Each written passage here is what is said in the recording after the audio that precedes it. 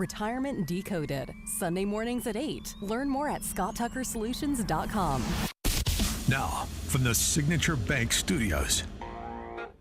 Only the biggest stories, only the biggest guests, and only the biggest opinions. This is AM 560, The Answer.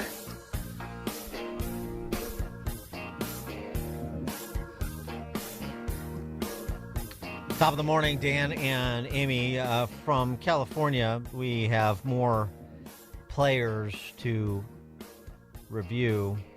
Individuals with important jobs, important positions, highly paid. And rather than doing the work that they are tasked to do as say, the head of the Los Angeles Department of Water and Power, they're spent up until this last week, seem to have spent their time focused upon reshaping society in accordance with their ideology. Identitarians, one and all. I'm speaking of Janice Quinones, $750,000 a year to be the boss of the LA Department of Water and Power. And here is what guides her North Star in that role. You call it powered by equity, and I know that it's been really important for the DWP to put an equity lens on everything. Yes. Yeah, and that's the number one thing that attracted me to this role. Coming from the communities that I come, seeing what I've seen through my career in utilities and through the military. I've been in the Coast Guard 19 and a half years now, so I got 6 more months to qualify for my 20 years, which was my original goal. Wow, congratulations, and thank you for your service. Thank you. Yeah. It's important to me that everything we do, it's with an equity lens and social justice and making sure that we right the wrongs that we've done in the past from an infrastructure perspective, and that we involve the community in that process. And this utility is serious about it, is authentic about it. And so I'm just super excited to be part of that movement. The reservoir, the Santa Ynez Reservoir, which holds 117 million gallons of water, supplies 3 tanks to the Palisades area, was drained for maintenance during brush fire season. While the 3 tanks, each with a capacity of 1 million gallons, were full at the time of the fire, they were unable to meet the demand without the reservoir to refill them. This is the latest round of infighting, I think it's fair to describe. First, we had Karen Bass, the mayor of L.A., and the L.A. Fire Department chief, Kristen Crowley. Now we have Gavin Newsom sending a letter to the Department of Water and Power, Ms. Quinones, asking why was this reservoir offline.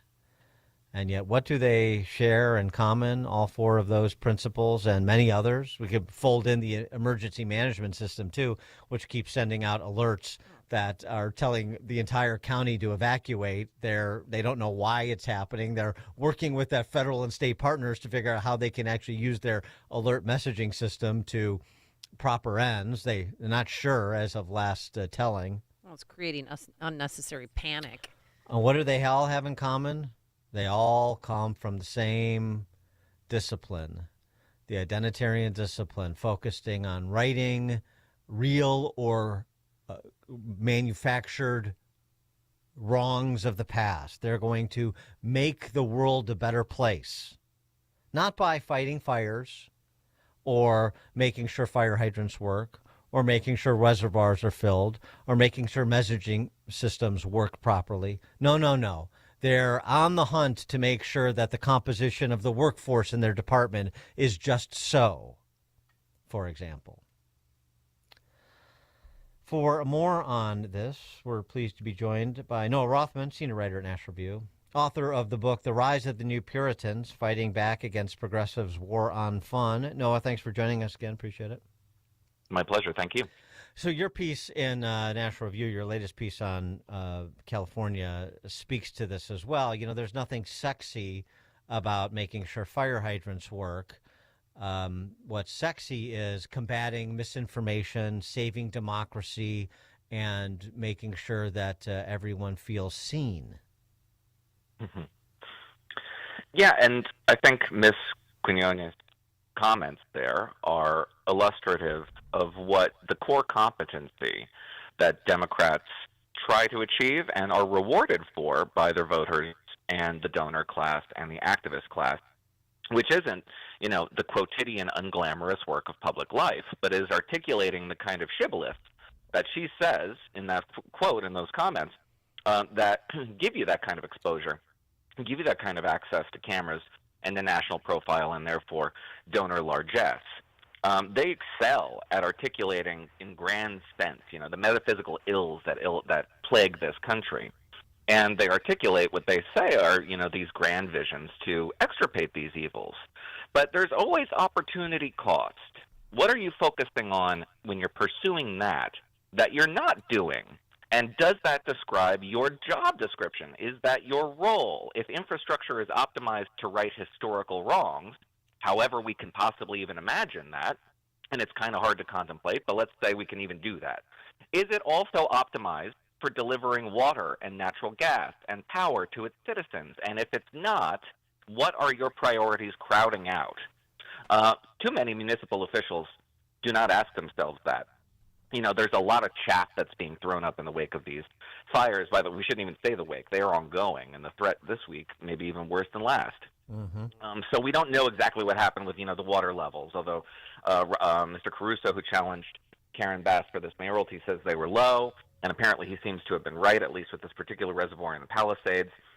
And, do they have enough firefighters? Were these budget cuts? A lot of chaff is being thrown up here, and it seems like those who on the right, who are critical of Ms. Bass, have it correct, that there were budget cuts, that there were personnel problems, that the reservoirs were not entirely full.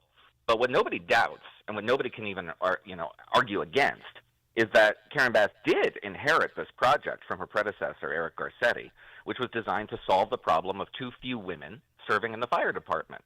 Now, the problem of too few women serving in the fire department may be exacerbated by the fact that too few women want to serve in the fire department. Is that a problem that we are able to solve?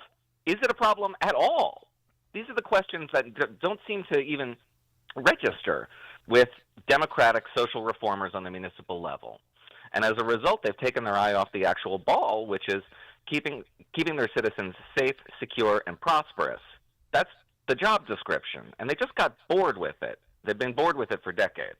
We're now seeing the fruits of that lack of focus on what they're actually supposed to be doing. Well, what about Mayor Bass cutting the fire budget by $17.6 million? She wanted to cut it by more, but agreed upon $7.6, and that money went to house illegal aliens and the homeless. I mean, is that exactly an example of not putting tax-paying citizens first? It's an example of where your priorities are a little screwed up, because we're finally just beginning to mitigate the issue of rampant homelessness and these homeless encampments that have taken over so many of the urban areas in California and broadly, in just about anywhere where the blue state model is practiced, particularly on the municipal level. But they're doing so in belated response to the citizenry saying, this is no longer acceptable, we are no longer safe. So so they've had to scramble because they were redirecting those funds in the years where they were not doing their jobs to more boutique considerations, boutique objectives to satisfy the activist class, like what Ms. Quinones was talking about, like solving the problem of too few women in the fire department, and on and on and on and on. It goes down the line. Why are so many of these homeowners who lost their homes underinsured, have a significant lack of insurance for their homes, and have to use a stopgap program funded by the state? Because of increased risk from fires as a result of a variety of phenomena. We can say that climate change contributes to it. We can say that bad government contributes to it. This is not a one problem situation. It's not a monocausal thing. But other states, in the South, for example, much better states, better governed states, have managed to mitigate that risk and satisfy insurers. So why can't California? Well, California put a cap on the amount of money that they were able to charge people for their insurance. So those insurers got out. And they got out because of the increased risk of fire. Why is there increased risk of fire? In 2018, California Legislative Analyst Office said they had overcrowded forests. There was a glut of combustible materials on the floors, and they needed to start moving them. But permitting requirements and constraints made that more difficult than it needed to be. So what did the state do? Nothing. In 2021, the Cap Radio and NPR News in California conducted an investigation and found that Gavin Newsom had overstated, which is a very polite term for what he did, overstated the number of acres that were treated with fuel breaks and prescribed burns by almost 700%. I wouldn't call that overstating. I would call that lying, a deliberate effort to mislead the state's voters and suggest that they were safer than they actually were. And all as a result of other misplaced priorities. They simply didn't have. There was at one point where California discovered that it had this budget surplus that never existed, and it dedicated it to all this stuff like ensuring that everybody had health insurance and finally getting that high-speed rail network off the ground, which will never get built because the firm that was going to build it fled the state for better business climates like Morocco. The level of dysfunction in this state is difficult to overstate. It really is almost comic, but it's compounding. All these problems took 20 years to develop, and they're all a result of California lawmakers thinking they were bigger than the job that they were elected to do. That they were bigger than the small business of making sure the trains run on time, fighting crime, and ensuring that people had a safe and productive environment to raise their kids. They stopped doing that job, and as a result, we're surrounded by a level of dysfunction now that is utterly intolerable. And since they have no way out, they go to what they've been doing, which is nicely illustrated by Gavin Newsom, where on that conference call with Biden, he says we're fighting two catastrophes, the winds and the actual fires, and then the hurricane of misinformation. I mean, he essentially gave those two equal billing. And he even put up his own new website, CaliforniaFireFacts.com, so that people could get the real truth from Gavin, right from the horse's mouth, Gavin Newsom. Wall Street Journal, fighting fires and the rumor mill as L.A. burns. The idea that the actual natural disaster and public policy accentuated disaster is equivalent to some ridiculous thing Alex Jones says. They are equal threats to the residents of California. Yeah, here's another big problem with democratic governance that you've just identified, which is that they seem to be convinced, all evidence to the contrary notwithstanding, that they can manipulate our environment and shape our perceptions of reality through rhetoric. And without, I'm not even sure why they would continue to believe this, but an example of this, to depart a little bit, is, over the course of the Biden administration, we were told so many times that you shouldn't believe the evidence of your own eyes when it comes to Joe Biden's deteriorating mental faculties. And then Chuck Schumer gets on NBC News with Kristen Welker, and he's confronted with a clip of himself saying this is all right-wing disinformation. Those were his words. And he's asked, why did you mislead the American public? And he says, no, we didn't. So we're compounding a lie with another lie, predicated on the assumption they are so adept, so capable and competent communicators that they can convince you to ignore the evidence of your own eyes. So, flash forward to Gavin Newsom, and he's being interviewed by an NBC News reporter, and he says, why didn't the NBC News reporter asks, why wasn't the reservoirs filled? And then he says, well, this is more disinformation attributed to Donald Trump, more Donald Trump disinformation. Well, what about that Palisades reservoir, the NBC News reporter asks, and he says, and Gavin Newsom says, well, we're going to investigate that, conceding the premise that he just said was a lie.